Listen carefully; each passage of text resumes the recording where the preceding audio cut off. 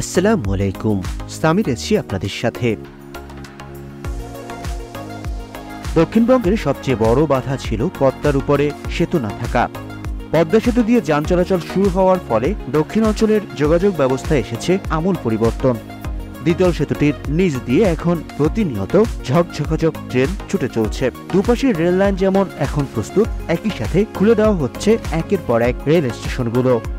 দেশের ইতিহাসের নতুন সংযোজন এই এলিভেটেড রেল লাইনের মাধ্যমে মাদারীপুর, বরিশাল, বরগুনা, পটুয়াখালীবাসী এখন আবার নতুন করে রেলপথের স্বপ্ন দেখছে। সরকার ৩০ বছর মেয়াদী যে দীর্ঘ পরিকল্পনা গ্রহণ করেছে, তাতে ৬৪ জেলাতেই রেল সেবা চালু করার পরিকল্পনা রয়েছে। তারই অংশ হিসেবে বরিশাল পায়রা হয়ে সাগরকন্যা কুয়াকাটাতেও রেল যাচ্ছে। ঢাকা থেকে কুয়াকাটা রেল লাইন স্থাপনের জন্য এক বিশাল কর্মযজ্ঞ হাতে নিয়েছে রেলওয়ে। ফরিদপুর থেকে ঢাকা থেকে পাচুরিয়া, ফরিদপুর হয়ে কালোপুলে ভাটিয়াপাড়ার দিকে একটা লাইন চলে গেছে রাজবাড়ির দিকে, আর ওদিকে ঢাকার দিকে আসলে যশোরের দিকে যাচ্ছে। তিনবার তার অধিকগুলি জাংশন হয়ে আর কি। একটা আমরা করতেছি যেটা ভাঙা থেকে মাদারীপুর, বরিশাল, পটুয়াখালী, বরগুনা হয়ে কুয়াকাটা পর্যন্ত একবার আমাদের বললেন পায়রা পোর্টকে কানেক্টিং করার জন্য।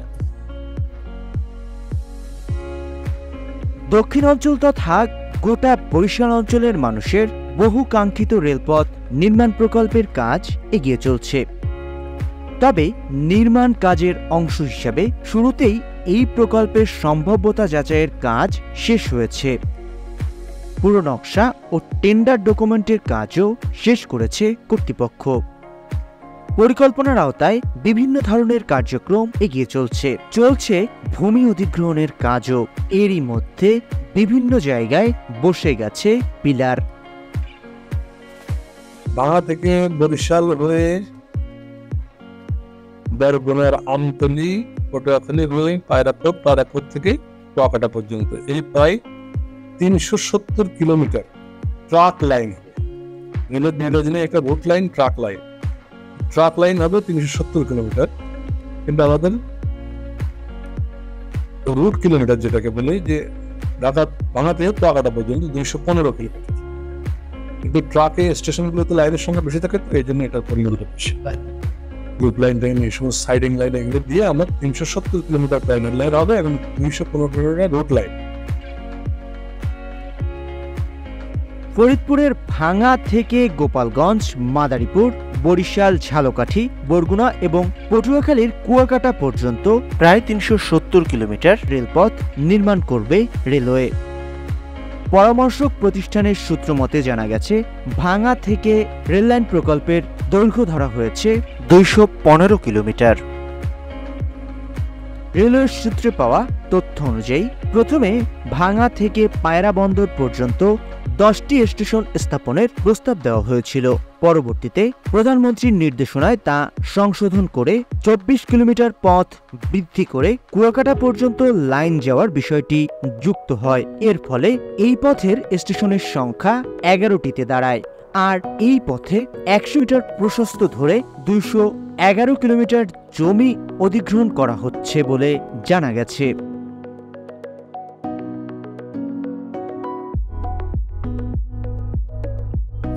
আমরা tendering, detail design, feasibility study সহ ডিটেল ডিজাইন টেন্ডারিং করে ফেলেছি। ৪টা প্যাকেজ করেছি।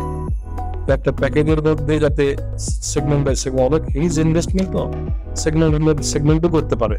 প্রথম ধাপে এটা, দ্বিতীয় ধাপে এটা, আবার একসাথে যদি কোনো সাপোর্ট পাই তাহলে সেগুলো করতে পারবো। এছাড়া আমরা পিপিপি মডালিটিতে করার জন্য পারমিশন রেখেছি। এটা ইনস্ট্রাকশন ছিল। মনে করি এটা কমপ্লিট ফিজিবিলিটি স্টাডি দিয়ে এবং ফিজিবিলিটি স্টাডি করে পরে ডিটেল ডিজাইন হয়। এখানে কিন্তু সমস্ত কিছু কমপ্লিট, ডিপিপিও তৈরি কমপ্লিট, কিন্তু আমি সোর্স অফ ফান্ডটা পেলে পরে আমি এগুলোকে ডিপিপিটা থ্রো করবো।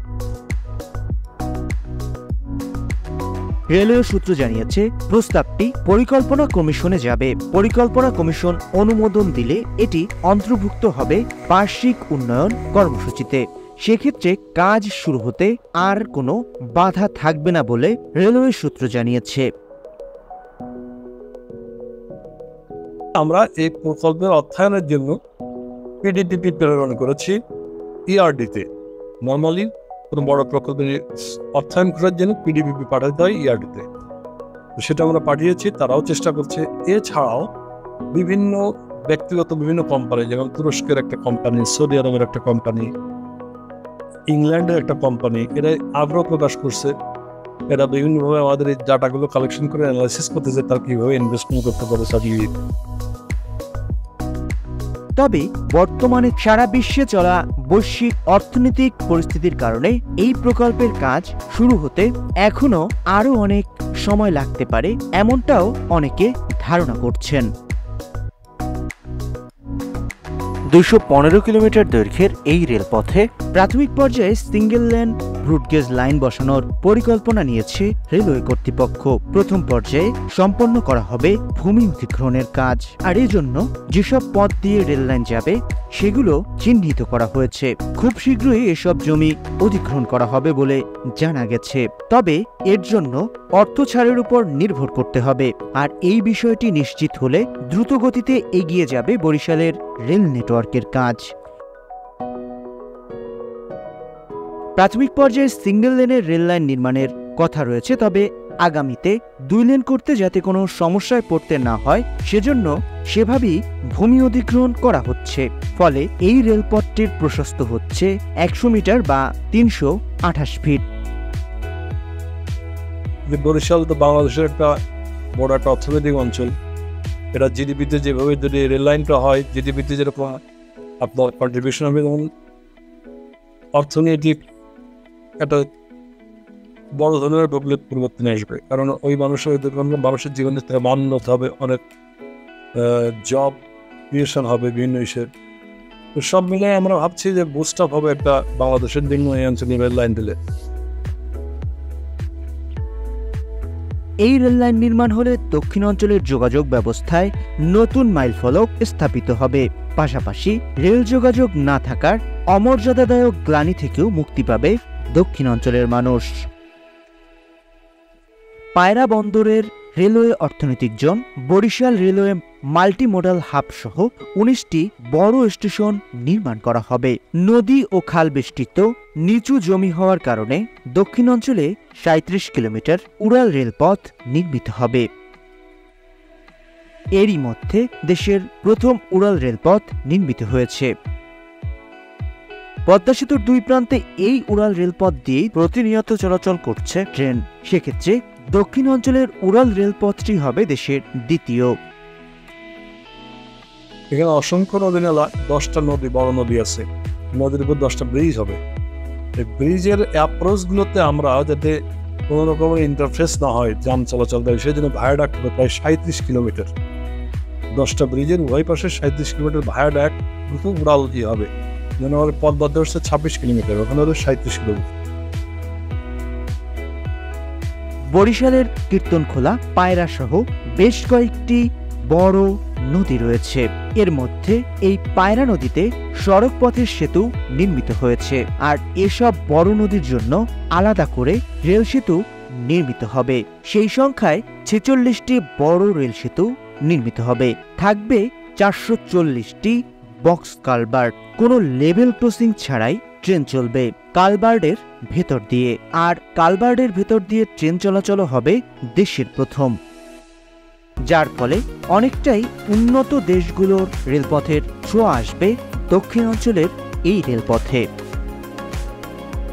বাস্তবায়নের পথে নানা জটিলতা থাকলেও কর্তৃপক্ষ মনে করছে আসলে যে আগামী অর্থবছরে তাদের একটা ইমপ্লিমেন্টেশনের কোনো একটা স্টেজে যেতে পারবে বলে আশা করি।